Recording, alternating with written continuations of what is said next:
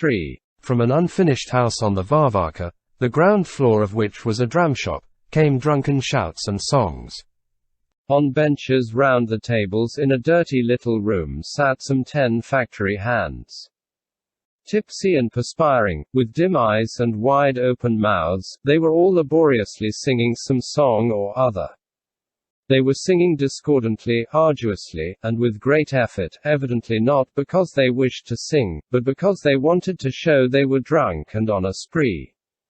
One, a tall, fair-haired lad in a clean blue coat, was standing over the others. His face with its fine straight nose would have been handsome had it not been for his thin, compressed, twitching lips and dull, gloomy, fixed eyes. Evidently possessed by some idea. He stood over those who were singing, and solemnly and jerkily flourished above their heads his white arm with the sleeve turned up to the elbow, trying unnaturally to spread out his dirty fingers. The sleeve of his coat kept slipping down and he always carefully rolled it up again with his left hand, as if it were most important that the sinewy white arm he was flourishing should be bare. In the midst of the song cries were heard, and fighting and blows in the passage and porch. The tall lad waved his arm. "Stop it!" he exclaimed peremptorily. "There's a fight, lads." And, still rolling up his sleeve, he went out to the porch. The factory hands followed him. These men, who under the leadership of the tall lad were drinking in the dram shop that morning, had brought the publican some skins from the factory and for this had had drink served them. The blacksmiths from a neighboring smithy, hearing the sounds of revelry in the tavern and supposing it to have been broken into, wished to force their way into, and a fight in the porch had resulted. The publican was fighting one of the smiths at the door, and when the workman came out, the smith, wrenching himself free from the tavern keeper, fell face downward on the pavement. Another smith tried to enter the doorway, pressing against the publican with his chest. The lad with the turned-up sleeve gave the smith a blow in the face and cried wildly, "They're fighting us, lads." Single quote. At that moment the first smith got up and, scratching his bruised face to make it bleed, shouted in a tearful voice, "Police! Murder! They've killed a man, lads." Single quote. "Oh gracious me, a man beaten to death killed," screamed a woman coming out of a gate close by. A crowd gathered round the blood-stained smith. "Haven't you robbed people enough taking their last shirts?" said a voice addressing the publican. "What have you killed a man for, you thief?" Single quote. The tall lad, standing in the porch, turned his bleared eyes from the publican to the smith and back again as if considering whom he ought to fight now. "Murderer!" he shouted suddenly to the publican.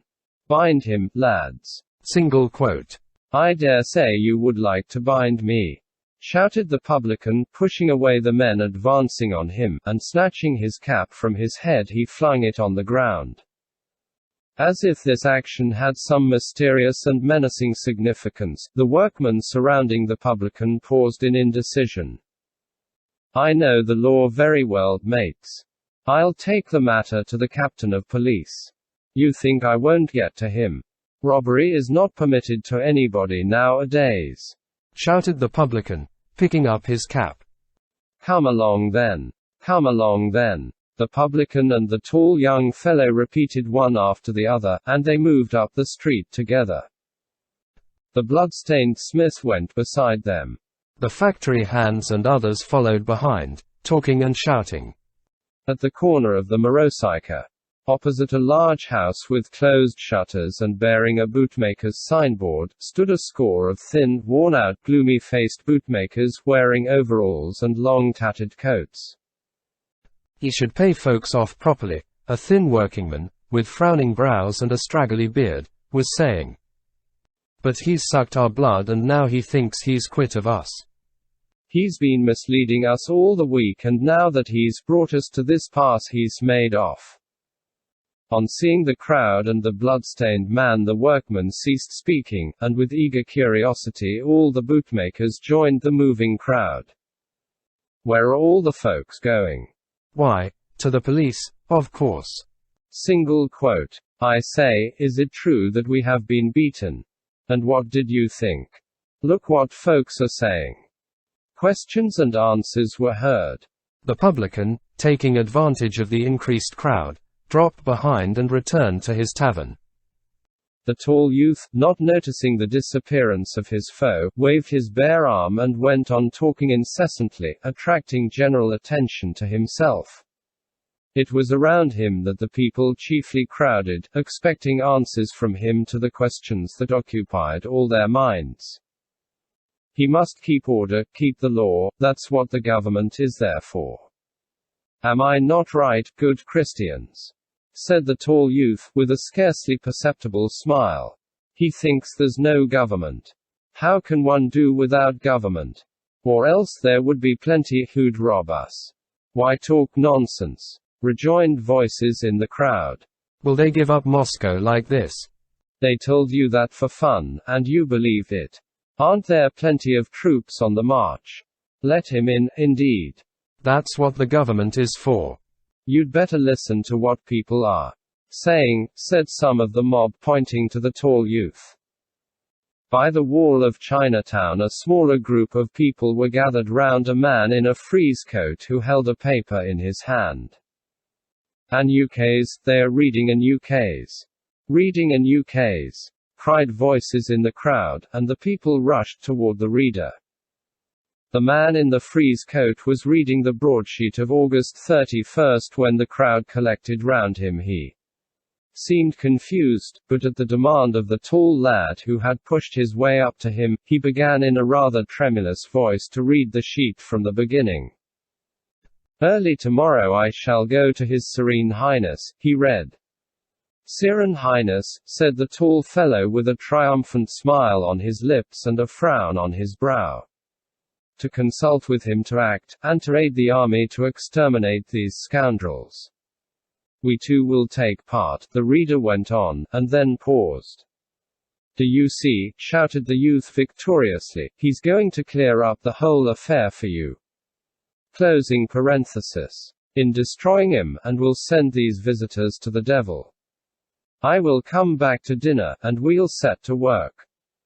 We will do, completely do, and undo these scoundrels.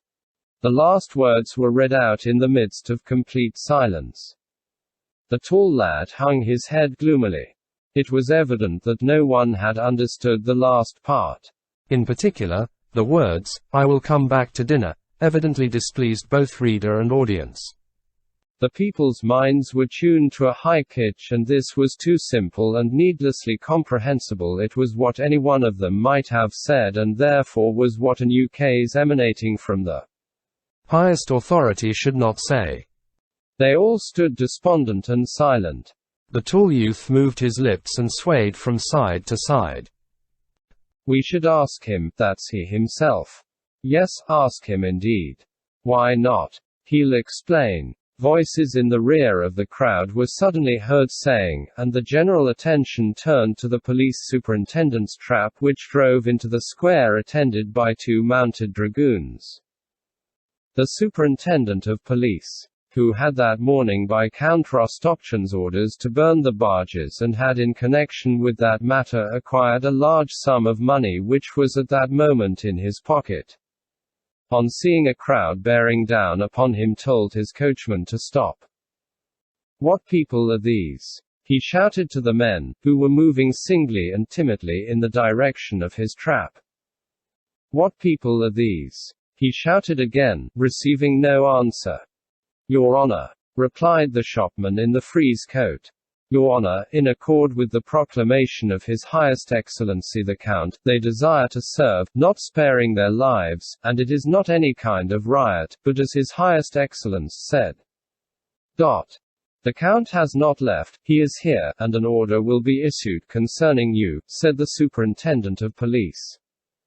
Go on, he ordered his coachman.